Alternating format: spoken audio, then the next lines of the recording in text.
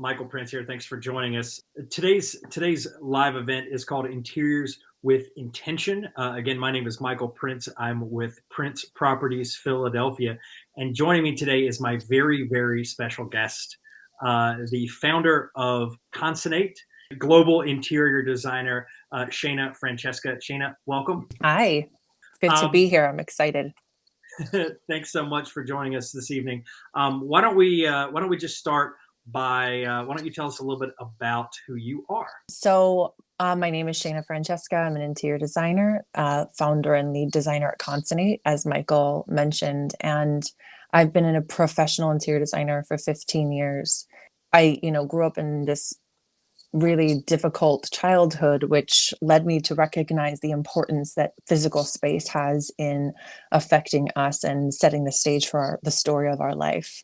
And eventually led me to go to design school and then work as a professional interior designer for 10 years, and then found my own firm 5 years ago. And here we are 5 years later, and we're not only doing interior design but life design, and really creating space intentionally, not just for in our homes but in our lives. Excellent. Thank you so much. Why don't we just jump right in? Why don't you tell us a little bit about why don't we kind of just do a little bit of an overview of what we plan to talk about today? Sure, absolutely. Yeah. I think it's really important for all of us to understand, to really consider, what is it what does it mean to live your life intentionally? What does it mean to be inside of your home and inside of your life? How do you line things up intentionally? And then also to think about and consider, when we're looking to sell our home or prepare a home for sale, or when we're looking to purchase a home, what does it look like to prepare that home for someone else, or to envision ourselves in a new home?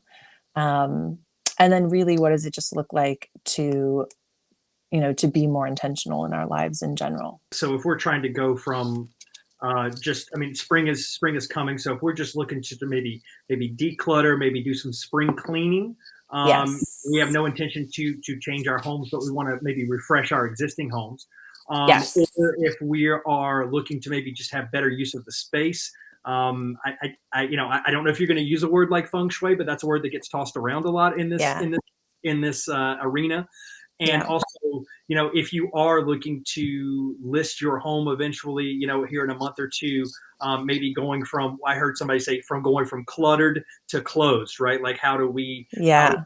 how do we take our home from what it is for us and make it into something that would be Yeah. that would maximize its value for someone else? Yeah, absolutely. And to to all of that, yeah, I don't call myself a feng shui designer, simply because there's a lot of years of study that goes into that, and I really honor those people who have entered into that and that commitment for themselves. I really honor the beauty and the intention and the spirituality of a space, right? Because we're all, and everything is made of energy. Literally, physics tells us that we're all made of energy. And so when we honor that and that understanding, we can respect and honor space differently. But I'm not actually a feng shui designer, but I do honor the flow and the understanding of the importance of how things go together, and how energy moves through space. So yeah, it's a really important part of being intentional, is understanding our connection to physical space. Things like understanding, like, if we come into our home and we're looking at the back of a piece of furniture, maybe we're looking at the back of a sofa or something like that, or we've got to walk around something physically in our home. Those are physical barriers, right? And that psychologically, what that's telling us is that we aren't allowed to take up that space, right? That space is allocated to something other physical, and we're not allowed to flow through that space easily. And it creates this psychological understanding that life is difficult, that we are constantly having to move around things, that things will not open up and allow us to flow through our life easily, that life is struggle. These are things that are reinforced. And I know it sounds like perhaps like that's taking it a little too seriously, But it really is, intention is about getting that specific in our lives and understanding the stories that we tell ourselves that play over and over again. We see them represented in our physical space because we use our physical space like a stage for the story of our life, like a vision board for our life. And when that vision board feels a little off kilter, it's because the stories we're telling ourselves are also off kilter. Yeah, you reminded me. Talk about like that barrier, like running in, like disrupting the flow. Yeah. And so I have a degree in marketing. Yeah. And what I was reminded of is when we did the case studies of grocery stores. And Mm, there is a very, very distinct flow. There's a reason why they all seem designed kind of the same way. they are. Millions and millions of dollars, and Yes. just hundreds and hundreds, maybe thousands of hours have been Yes. spent in researching and and having consultants as to design the flow of these of these stores to not only maximize profits, but Yeah. to move people around. Yeah. And a lot of us don't think about our houses that don't think about our houses, our homes that Yes. intentionally, Yeah. right? And like Yeah. even something as simple as like rearranging the furniture can Yes. change the flow and then change the feel and can make a room feel bigger or smaller, a home feel warmer, more loving, more cozy, Yes. without having Absolutely. to, without having to necessarily, you Spend know, any money. right, right. Right. Yeah. Spend a few hours, on a Saturday afternoon and spend a little bit of sweat equity, let's say, Yeah. moving some stuff around, could change your whole, not only just the space, like you say, the landscape of where you live, Yeah. but I mean, it can affect your mood. It can affect like Yes, it does affect your mood. Yeah, there's your a whole energy. psychology to space. Absolutely. Yeah. To try and I feel like you and I could just do this and we could just go kind of bounce all over the place. We could. To try and give us a little bit of flow. Why don't we double back briefly and just tell us a little bit more about who Shana Francesca is and sort Yeah. of led you into interior design and to found Consonate. Yeah. So for me, like I mentioned a little while ago, like I was born into a really tumultuous family, and I'm really thankful for it today. But it taught me to be exceptionally observant of space and of people and to understand the world in a way that I wouldn't have been able to understand it had I not gone through everything I went through. And recognizing, that, and it allowed me to recognize that everyone has their story and everyone's working through their own trauma as best as they possibly can. And for me, the way that I worked through my trauma was recognizing that there was no teachers around me who were going to help lead me out of my existing life, right? Like my parents had their own trauma and they surrounded themselves with other people who had their own trauma, right? Like energy attracts. And so those people around them and around me, they were not going to help lead me to a different life. The life I wanted was one I didn't see. And so I started like ripping pages out of, do you remember JC Penney catalogs, like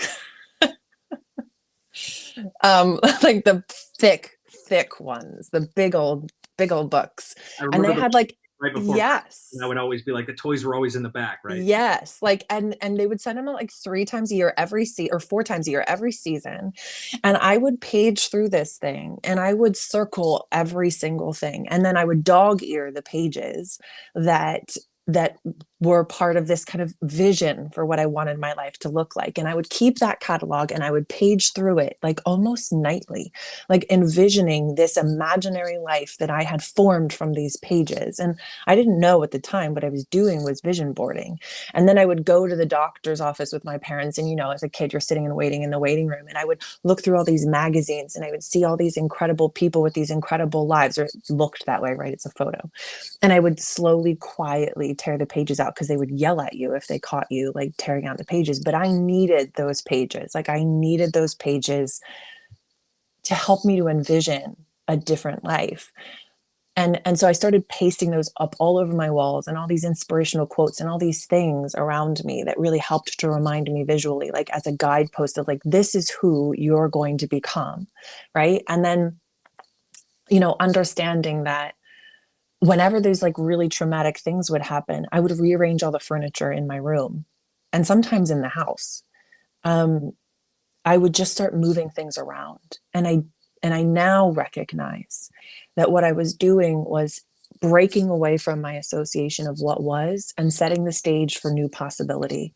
I could not I could not build the life I wanted off of what was tarnished by trauma. I needed to reset that stage and give myself a new platform to create a life from, you know, and ultimately that led me to recognize that like interior design was a thing, and I went to school for it, and had my own struggles through that as well, and just really started to recognize that I wanted to carve out space for other people to create a life the way that I did, right? And that could be any number of ways.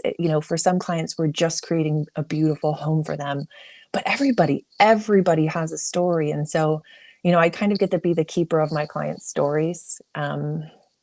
I get to set the stage for their home and their life. Like I get to create that stage where their story gets to be told from. And so, that's what led me to be who I am today. Excellent. Yeah. It sounds like you were being intentional. One, it kind of sounds like you knew what you wanted to do even back then, which I think Yeah. is rare. A lot of people, a lot of, I won't embarrass myself by saying what I wanted to be when I I was. wanted to be a ballerina too and an astronaut. Okay, okay. So But I love that. I love that, and I love that you have found a way, and that's something that I do in my job. Is I try to find a way to be of service, right? yeah. To provide a service. I often describe myself as like a real estate Sherpa, right? That's a word like Mm. not A just guide. You're a guide. exactly. Mhm. This is something that most people, especially at our age, have maybe only done once before, or maybe just doing for the first time. Yeah. But even if you're seasoned and you've done this 5 or 6 times, it's still not like doing it all the time or taking Right. people up. And something I heard yesterday, which I think is great, is that even people that have climbed Everest multiple times still always use a Sherpa because Yes. no climb is ever the same as the previous one. There's Correct. Yeah. always new pitfalls, always new Yeah. dangers. Yeah. Um, Yeah. No, that's such a great metaphor. I love that. Yeah, I think it's really important, to find the Sherpas in our life, and and you being that real estate Sherpa to really help people navigate all these different things. It just helps to like relieve the stress, and it helps people to be more intentional, right? When you don't pretend, like I think so much of our society asks us to pretend that we know it all, and it actually steals our ability to be intentional, right? Because we have to know it all, then we never actually get to tap in and like breathe, right? And just be present in a moment because we have to be constantly knowing it all. But instead, when we can tap into other people's wisdom and their understanding in a moment, like in the case of buying a house and someone coming to you, I think it's really incredible that it helps people to be more intentional because they can kind of have this conversation and you can help guide it and be like, oh, okay, I think we can create this strategy to get this kind of house for you. Okay, let's go. so let's move into one of our keywords today, which is intentionality, right?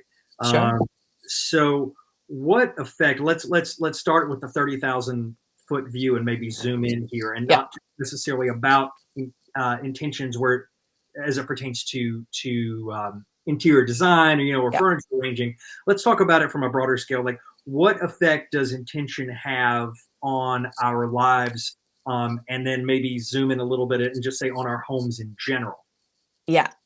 So So for me, I started to research, like, because intention kept coming up in my life. And I started to research what is design, what is intention, what are all these things. I have a love of words. I'm sure there's a word for that, but I don't know that word. But I started to recognize design is a function of intention, right? And so we cannot, when we choose to design something, we have to have an intention for it. Otherwise, it just is, right? It just is whatever. And so when we choose to fashion or to plan to connect all these artistically, and we give something a definite purpose, right? We are designing it. And I think there's so much messaging in our life, so much on social media, so much on the TV, so much, all of this noise is coming at us all the time, all the time, all the time, right? Like driving down the road that's all these signs, all these things.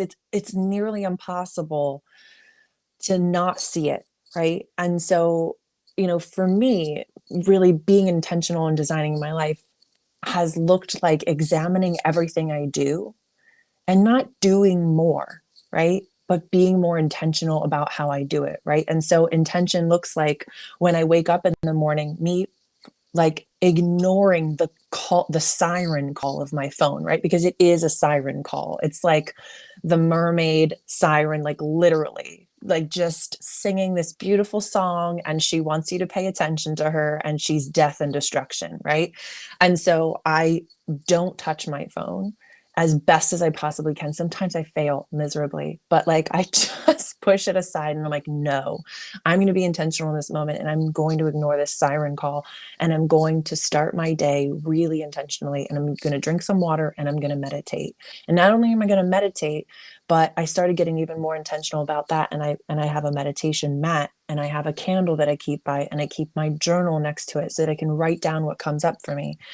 All these little things start to add up to us designing our life instead of just living our life, right? Instead of life happening to us, we are creating and carving out a life and taking up space, and not just taking up space, but taking it up beautifully. And so that's the difference to me, is we can haphazardly or sloppily take up space just by living our life and not paying attention. And that's no indictment, right? I just mean at any given moment, I am sloppy with how I'm taking up space. I'm not paying attention to how I'm affecting other people and other things around me. But when I focus, when I meditate, when I get quiet, when I turn off all the noise, then I can be really intentional. I can sink in. And I really love to encourage people to do that in a way that feels right for them. Meditation isn't something necessarily that everybody wants to do, but there are ways that we can apply intention to their life specifically for them, or people can choose to imply that for themselves. Yeah, I love that. I want to respond to that, but quickly, I just want to say we are getting some questions, and I see them, and we are making note of them. I'm just trying. Okay. If it's just so, please keep them coming, and we are making it. We are creating a queue here Good. at HQ. We are creating it, Cute. and we will get to those as soon as we possibly can. So please Yeah. bear with us here. Um, what I was going to say about that is that you're absolutely right. But, and sometimes the siren song, as you so eloquently put it, isn't just a distraction. It's not like it's always an ad or it's an Instagram or a Facebook notification. Sometimes it's an email from our boss, or sometimes Mm. it's like, it's something from our spouse, or something, from a family member that seems urgent or seems important. So it's like that distraction isn't always, can sometimes be described as something that's urgent. Um, Yes. and let me tell you, that's another thing I heard this week, is that what's important is not always urgent, and what's urgent is not always important. Yeah, and I think that's where boundaries come in. That's a big and huge part of being intentional, is boundaries, and understanding that what's urgent to someone else isn't necessarily urgent to me. Um, we do have to compromise, and we do have to take these moments, and there's an interplay that happens in life, but many times people come to us and they're like, this is urgent, this is urgent. It's like, if we take a breath, actually, it's important. It's not urgent. And we can take a breath and we can breathe into this moment, and we can take a minute, and we can be more intentional about our response to a situation, and really be able to like step down that urgency just a tad so that we can be more intentional. Yeah. For me, and again, this is probably the way that I'm wired. I heard once that if it's not on your calendar, it doesn't exist. And so for me, the Mm. intentionality is about, like, I have to put things. Somebody was just telling me yesterday that, like sometimes they'll put, like, take a shower on their thing, because I because love that. especially in today's, like, work from home environment, you can Yes. have a plan to hop up, turn the coffee on, and get in the shower, or whatever whatever the first action Yeah. is. But if your phone has got a ton of notifications, and it happens to me, I can spiral into an email, which Yep. spirals into a phone call, and then the next thing I know, Yes. I've lost an hour, Yes. and a half, 2 hours, and Yeah. I'm way off schedule. Yeah. Uh, And so that's why look, I've set up my life. I've been so intentional about my life. Founding my own business, I wasn't that intentional when I first started, right? But I'm becoming more and more intentional, right? It's a process. It's never an arrival, right? And so for me, it's an ever expanding process. I'm designing my life more and more each day. And so I have carved out, and my project manager and I and my assistant and I, like, we all have decided, like, Shana doesn't take meetings. That's me. Shana doesn't take meetings before 10 a.m. unless there's some really, really, like, unless it's a client who, like, they really need to meet in the morning, or they need, like, I don't take meetings before 10 a.m. because I need the first 2 hours of my day to be for me, because I take care of clients all day long so beautifully and intentionally, and I give that of so much of myself that I need the first 2 hours of my day. And I really do think that each and every one of us needs to carve out whatever time we can. Maybe it's just 10 minutes where you ask for help, right? Or you have someone who can have your back and be like, hey, I need you to take this moment for me so that I can take care of me. Here's a question for you, Michael. Do you know where the heart pumps blood to first in the body?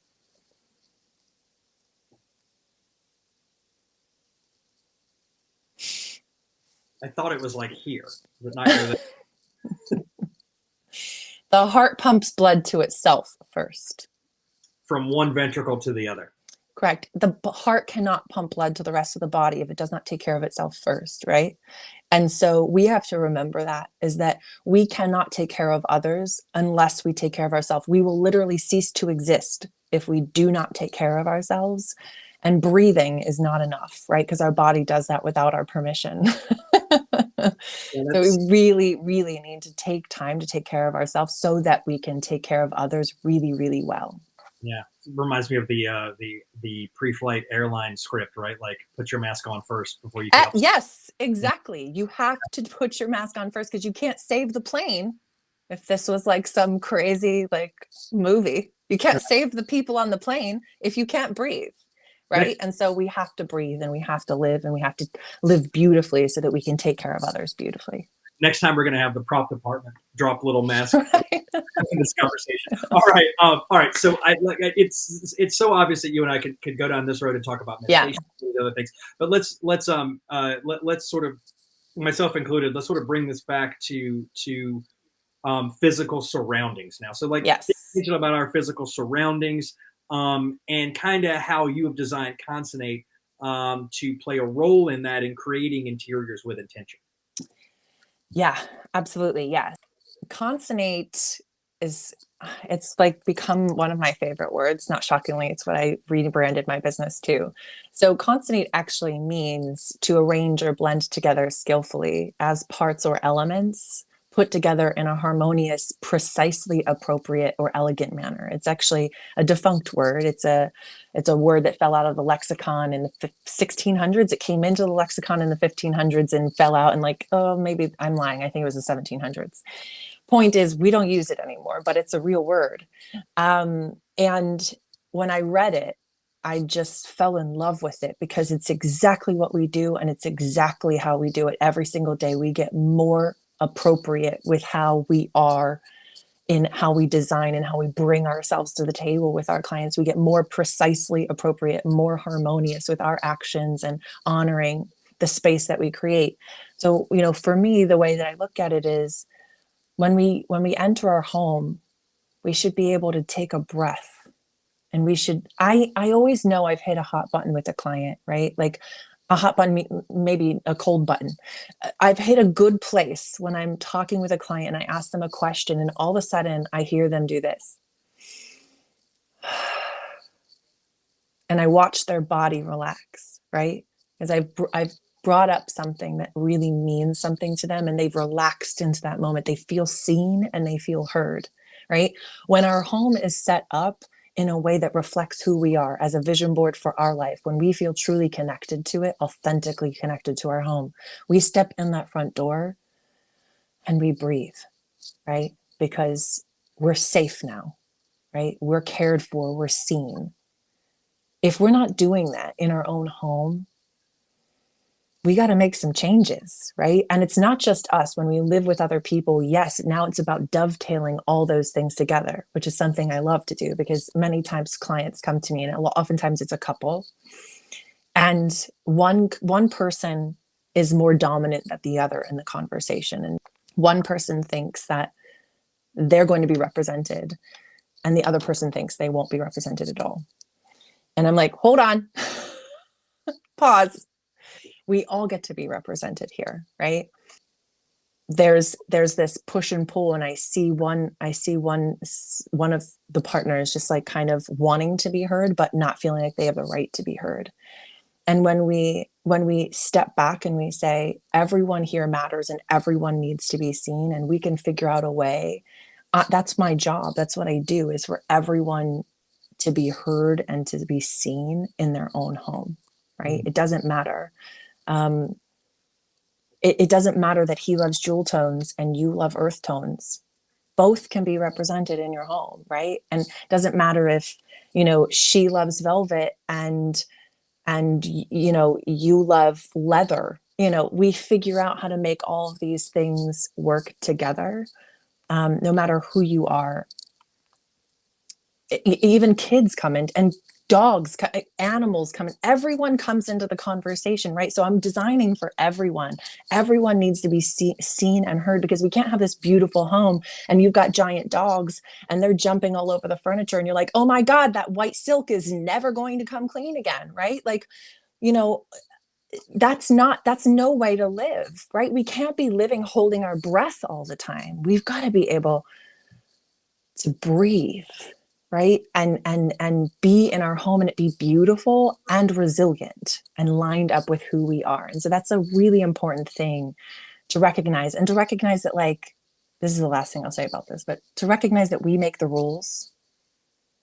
No rule exists in our home that we do not say exists, right? There's laws and then there's rules. I mean rules, right? And so, like, if you love doing yoga and the room in the house that gets the best light is the one that people love to call the dining room, and you spend like 5 hours of your day doing yoga and teaching yoga, remotely or whatever it is, then that is not a dining room. That's your yoga room. Mm. Whatever it is, whatever we're doing the most of in our home deserves the best spot in the house, right? Whatever people traditionally call it, we make the rules. So I just encourage people to be massive rule breakers. Well, it's interesting. We actually have a question that is related to that, but I wanted to say first that you really struck a chord with me with two things with that answer. Is one, when you started mentioning animals, because I was like, wait a minute, I was thinking it, and then you said it like, I have a cat. He would love velour. I cannot be having any velour in my home. Um, he would think Yeah. it's his very expensive Yeah. scratch. Yeah. But the other thing you said, and it's funny because I got my ass kicked yesterday. Sorry for the PG language, everybody, but I felt like I kind of got punched around a little bit yesterday. It happens, but I will tell you, when I walked in the door, you Yeah. said feel safe, and my home, especially in the last 18 months plus, right? My home, this is our safe place. This is where, the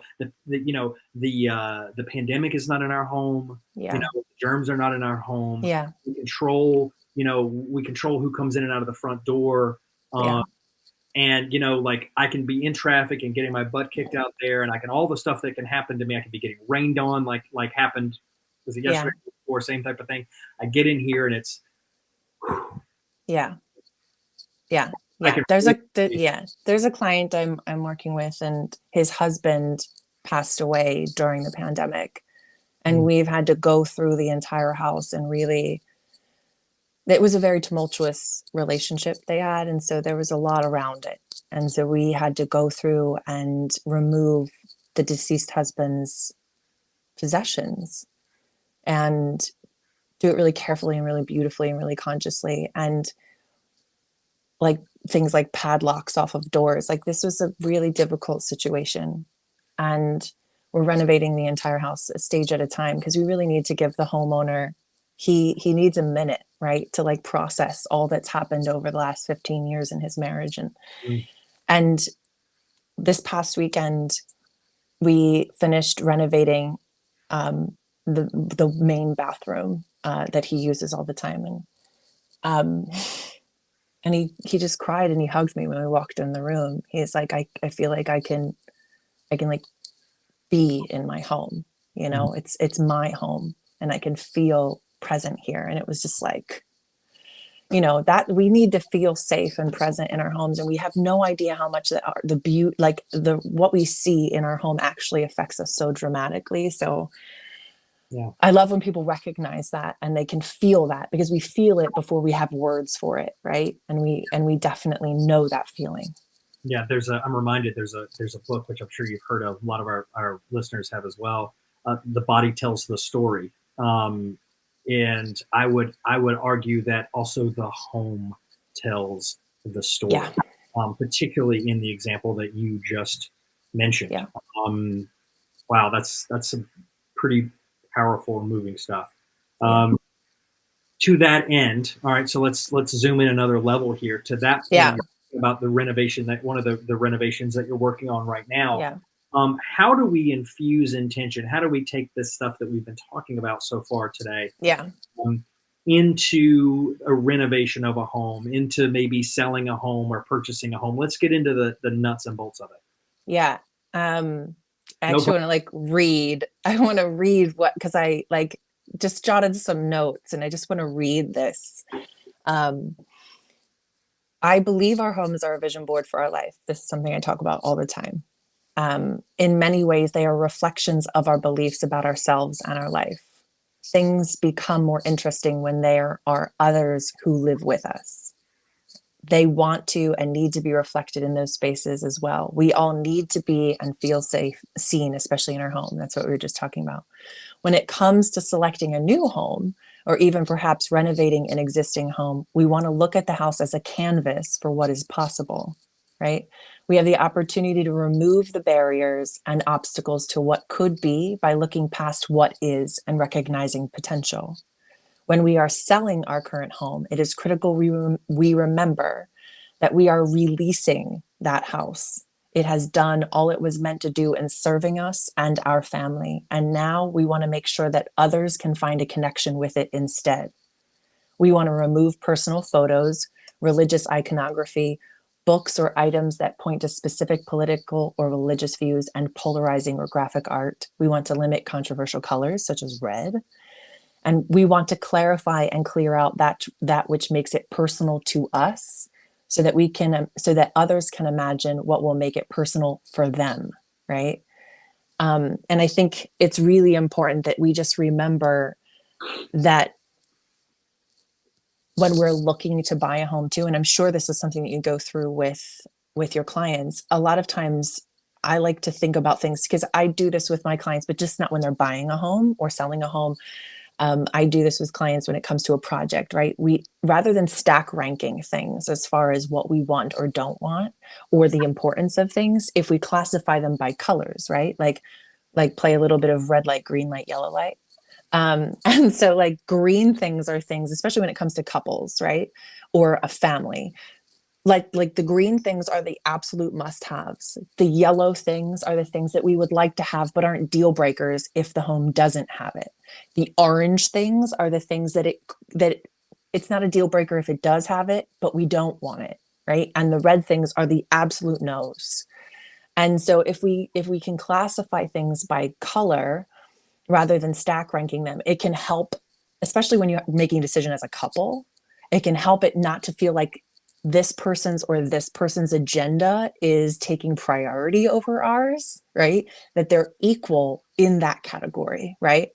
And so we can kind of take away some of the conflict that can happen in any massive decision that involves a lot of money.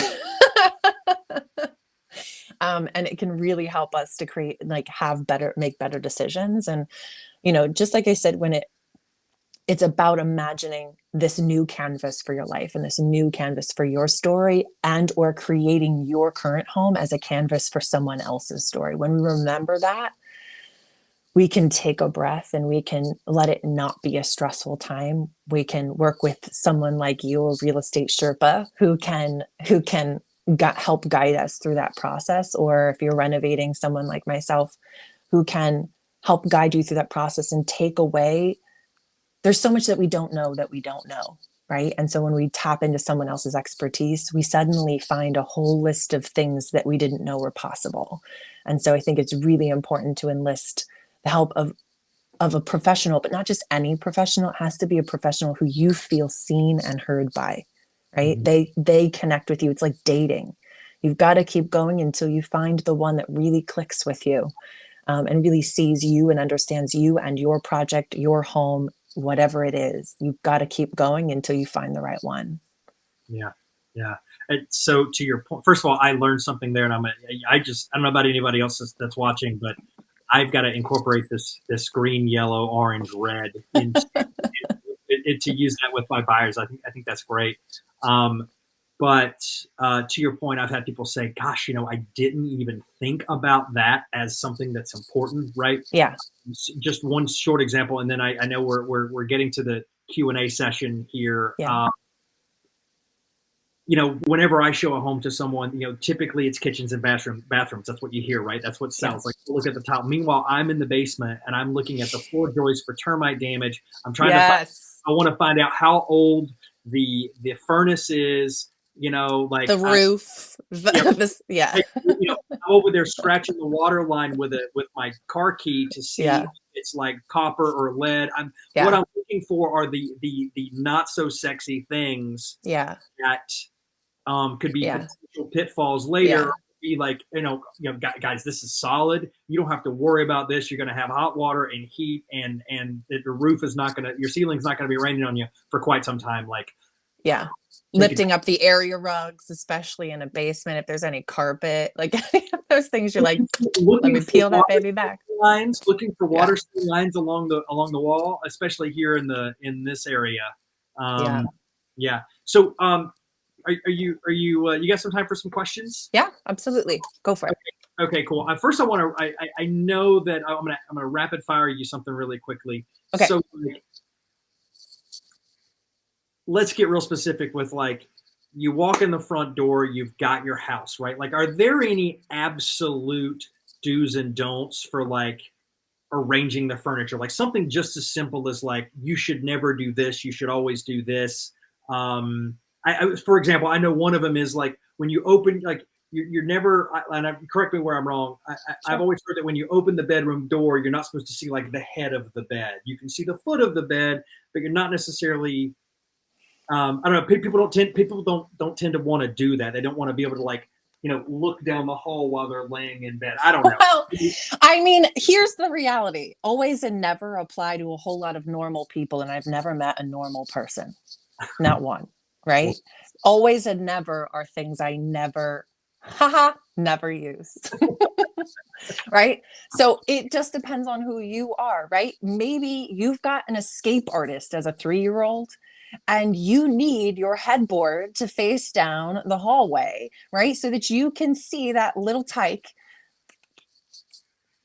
scurrying across the floor, right? Right. And maybe you're a heavy sleeper. So you need to be able to visually, like, see, okay, is my child trying to beeline it for the front door and thinks it's a joke, but it's not a joke because it's 3 a.m., right? Like, that may be the reality of your life. And in that case, then your headboard should absolutely be facing the hallway, right? So, like, this is why I say always and never. I don't know where they live, right? I don't know. I've never met them. I haven't met them. I don't know where they live. But for me, it's a matter of, like, we got to figure out what's best for you. Rules be damned, always and never be damned.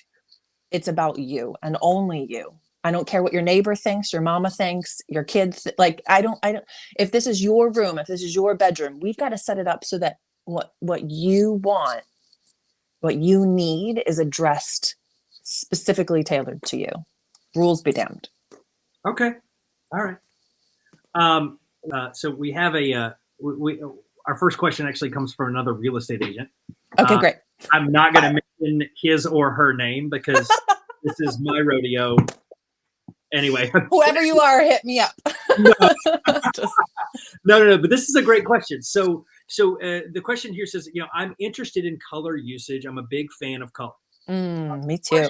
Is when showing a home to others, to clients, how do you offer some personality in a home, color, detail, etc., without making too much of a statement or overpowering a situation? Great question. Blue is usually pretty safe. Blue is one of those colors that everyone loves. Also, shades of green. We're not talking pastels here. We don't want controversial colors. You don't want to use trendy colors. I go for more classic colors. And the way to use color in a home that you're about to show is not on the walls. Not typically. You want to go, obviously, as a realtor, you guys know this, but some clients, their house is 17 shades of I don't know what, right? Or, And or it might look amazing for them. It's their jam, it's their thing. They love it, right? They're coming home and they're breathing deep and orange is their jam. Then orange should be your color, right? But now that you're selling your home, orange is not everyone else's color. So we're painting the walls something really neutral. I don't love gray. It looks too institutional. White also can be a little too institutional, right? Not every gray, right? I'm saying we can't have a whole house painted in one shade of gray or one shade of white. Sure, you could, right? It's not that big of a deal, but the rest of the house better be pretty amazing. What could be nice is just like maybe a warmer white, right? Not paper white here, like a little bit warmer white or a beigey gray, what I love to call a greige on the great. walls. And then we bring in pops of color with accent pillars, not pillars. We're not going to paint pillars. Accent pillows. Just little touches of color that draw people's eye and add a little interest, but they also know aren't permanent, right? So it Mhm. adds personality and it adds a pop of color and it can look great in photography, but it's not permanent. So that's one thing. Like home buyers don't always have the ability to imagine, right? And so we want to make sure the walls are set the stage that way, but that little pops of color and little personality come in through accents and accessories. Mhm. Yeah, so I've got another question here, but I want to add something to what you just said um, about imagination. It's so interesting to me because you were talking about working with couples, and it's so interesting to me when I'm working with a couple, whether Yeah. they be same sex or hetero. I always think it's interesting because you could have a house that's got so much furniture in it, or Mm. that let's say it's occupied, so the owner's furniture is in it, and they have a hard time imagining their stuff gone and their own stuff in the house. So that's a barrier to imagination. Yeah. But but then say the next house that we go into is, let's say it's new construction and it's not staged, or let's just say it's vacant and it's not staged. And the other person in the couple may have a hard time imagining Because there's no scale. because there's no scale. Yeah. Exactly. Yeah. Exactly. Yeah, because either extreme sets off a scale, right? It's off kiltering our scale. So we want to make sure that people they feel spacious in a space, but not cavernous, right? They need to feel safe and cared for in a space when they're imagining themselves in it. So some furniture, not a ton of furniture, right? We want to clean out a bunch of the things that are extra that we love, but it's not our house anymore. We're selling it. So we got Right. to pop Not that right out. cluttered, not cluttered, not cavernous. Right. Got it. Right, exactly. Okay, so the next question is I love this question. This came in actually from Instagram a couple of days ago, and I've been thinking about it ever since. At the risk of making my home too bland, Mm. how much personality is enough? How much is too much?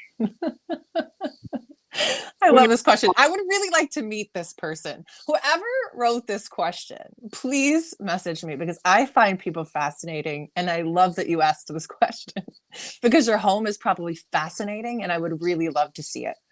I actually know who this is, and this person's home is fabulous. Okay, great. Yeah. In fact, I had a feeling. I had a feeling. I'm like, this person's house is probably amazing. I really would like to see I'm it. just going to say I haven't been invited over in a while, so I'm just going to poke that person.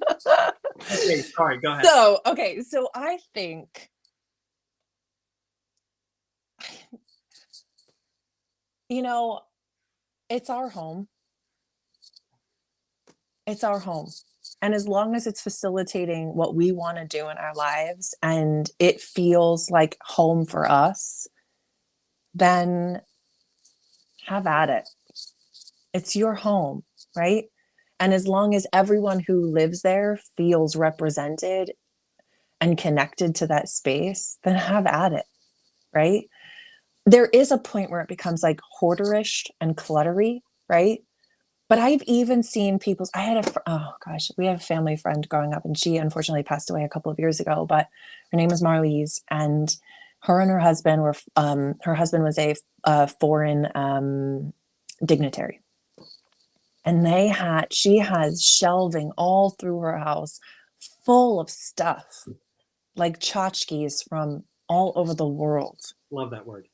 I do too. I love that word, and zhuzhing.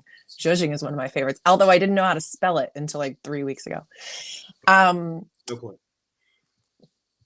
But she found a way so that she had all this, she had shelving, beautiful shelving, that she could display all of these things, and so that the home felt open, but she had a place for these things, for these memories, right? Because each one of these things held a memory.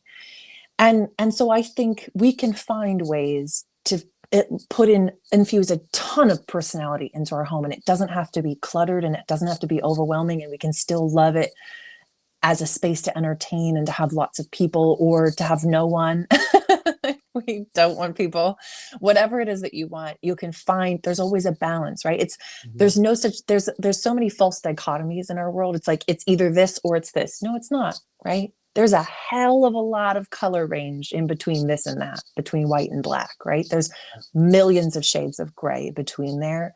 And that's where most of our lives are led, is from those millions of shades of gray, not from black and white. The world and marketing wants us to believe that black and white are the only two things that exist, but that's not true, right? And so I play in the world of all those millions of layers of gray, and I think that's where most of our homes exist. And so I think it's just about finding the right balance that also serves what you want to do in your home. Yeah, gotcha. Yeah, and I love the idea of the shelving, because you could have all this stuff on the floor and it feels cluttered, but if you lift it up and put it on the walls and hang it and find ways to display it, it can add such a It's the difference between having it all over tables and all over all these pieces of furniture, right? And then just having shelving up on your wall and being able to take all of that and put it on this beautiful shelving, and then free up all of this space, because our eye loves to see open space. Mm-hmm. When we see too much clutter, it's very overwhelming for our brains. So yeah, I think, and until you get into creative space, and that's a whole other thing, because I love a chaotic creative space, but I love the rest of my house to be very clean. Shana, I know we got started a few minutes late. I'm watching the timer. We're actually over our allotment of 45 minutes, but we have a couple of questions left. Okay, go for it. I'm going to try to do it really fast. Okay, cool. All right, so this is these next two questions I love. They're very specific, and this next one is very Philadelphia centric. All right, so I live in a narrow row house. Raise your hand if you're one of us, right? And it's made even narrower by the stairs, which are in the front third of the house, right? I'm picturing it. Right, I can see it. I've seen hundreds in my career. Would you recommend, and I've seen this in some houses, would you recommend maybe, everybody seems to think that the first thing you see is like and I'm embellishing their question, but everybody seems to think that the first thing you have to have is like the couch and the TV and the chair. And their question is, would you, in a house that's made narrower by the stairs in the first part, would you recommend putting the dining room first? Yes, I would. I would recommend that. I think that's great. Yes. I don't even have to finish the question. And then move the second third of the house, instead of making it the dining room, make that the living space. Yes. If you're somebody if you have do cooking demos in your house, that may not work, okay? Because you might be too far from your dining room table, but you probably wouldn't have bought that house in that case. But in this case, yes, move the flipping dining room, and you can bring all the food to the table, ask friends, phone a friend to come grab a casserole dish with you, bring it all to the dining room at the front of the house, right? Or, what most of the time we dine by ourselves or with whoever lives with us, just bring your plates, go to the table, no big deal, serve yourself in the kitchen. It's just a small adjustment of behavior, but dining room in the front, do it. Yeah, I would also add, especially if you've got bar space at your counter, where you're going to, you're not really, that's more for a special space. Yes. Also, again, if you're, don't let me do your job necessarily, but I'm imagining that you would tell them, if that's the case, you want to make sure you have good flow straight through. You don't want to turn the corner with your soup, straight through. You want a nice flow through that living room, so that you're not tripping over the coffee table with your soup. That's a no. Okay, excellent. And this one, I love this one too. So thank you for staying on, so we had time for this one. This one is specific to someone who is looking to list their home. Okay. Um, so I have a budget of around $3,000 Hmm. to spruce up my home Hmm. before I put it on the market. Hmm. That's a lot of people want to do. They want to, they want to do some of the things you said. They want to refresh and update in hopes to make more money. So I've got about $3,000 to spruce up my home before listing it. Where do you think? Where would you recommend? Where am I going to get the most bang for my buck? Hmm. I feel like, Michael, you should answer this question, or maybe we should answer it together. Because I mean, I do help clients stage their home, but there's so many factors that go into it. I don't know, like, I don't know the quality of the paint on your walls, right? And if the walls are dinged up because you live like a beautiful, bold, audacious life and you like dogs, things, all the like, I have one family that like their dog has this favorite blue ball. And so there's these like blue dots all over the walls I love the dogs, but like if your walls are crazy, then buy a few cans of paint. You're not going to be able to afford someone to paint your entire house for $3,000. It's not going to happen. So you're going to have to paint it yourself, right? And then focus on the main rooms. Maybe not the bedrooms. Use, a Mr. Clean magic eraser. Like, so if your walls have been painted in the last 3 years, maybe a magic eraser is your jam, and maybe you focus on, getting your kitchen cabinets need to get wiped down and getting your house professionally cleaned, and getting some of these little things that need to be repaired. Like people are just like little things like patches or all these little things that you don't think people are going to see, but they're going to see. Those are the things that I would say need to get repaired. Or get that list together and work with your realtor to like Michael and go through the house and have them like really look at what do the comps look like in the area, what have people included, what's going to be the most bang for your buck based on the neighborhood you're in and all the comps in the area. I mean, that's typically what I'm doing with the realtor, right? Because realtors oftentimes bring me in to help answer that question, and we create that plan together. Mm-hmm. Um, I honestly couldn't have said it better myself. I would say I expected your answer to be, well, it depends on what your house looks like, which it kind of was. It depends on Right. what's Yeah. important, right? Yeah. Because each one's different. One of the cool, and I don't want to get sidetracked here, but one of the cool things that about Compass is we have something called Compass Concierge, Oh, yes. where So good. we will actually give you the money up front. So let's say you have 3 grand, but what you really need is 10 grand. Right. We provide you with the So rest of good. that money up front, interest free, and it just comes off the sheet at closing. It's one of those Yeah. things that like it's one of the really really cool advantages Yeah. of Yeah. Compass. So Yeah. And they so have a list of approved vendors. yeah, yeah, yeah. So Obviously I'm part of that list of approved vendors, but they have a whole list of approved vendors that they and if there's somebody that you want to work with, they can get it, it doesn't have to be from the list of it's amazing. Yes, definitely. so thank you Definitely. for asking that question, so I could segue into Compass Yeah. Concierge. Not to divert the question. I always say you never get a second chance to make a first impression. Right. This reminds me very much of a house, and I won't. It was quite some time ago. They don't live here anymore. So while I hope Safe. everyone is watching, I won't say any more about that specifically. But they had animals, Mm, and when you open the door, and I've done this, I have been on showings, not just this house. I This know one, what you're gonna say. I've opened the door, and it hits you in the face I knew that's what you were gonna like a say. curtain, and it's like we won't even finish. We won't even get through the vestibule, and it's like, nope, not doing it, not doing Nope. it. That's So something that I tell people all the time. It's one of my big things is number one, you need to get your house professionally cleaned. And that includes carpets, all of those things. If you've got an animal, you love your animals, but the person looking to buy your house does not love your animals. They might like animals, they might love animals, but they don't love your animals, right?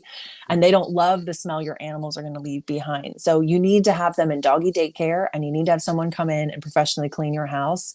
And you need to open up all the flipping windows and get yourself some powerful fans, because those extra long Philly homes, that smell gets stuck somewhere in the middle, right? So we need to suck it all through. We need to get it on out. They need to be able to smell themselves in your home because, oh my gosh, guys, I could talk about this forever.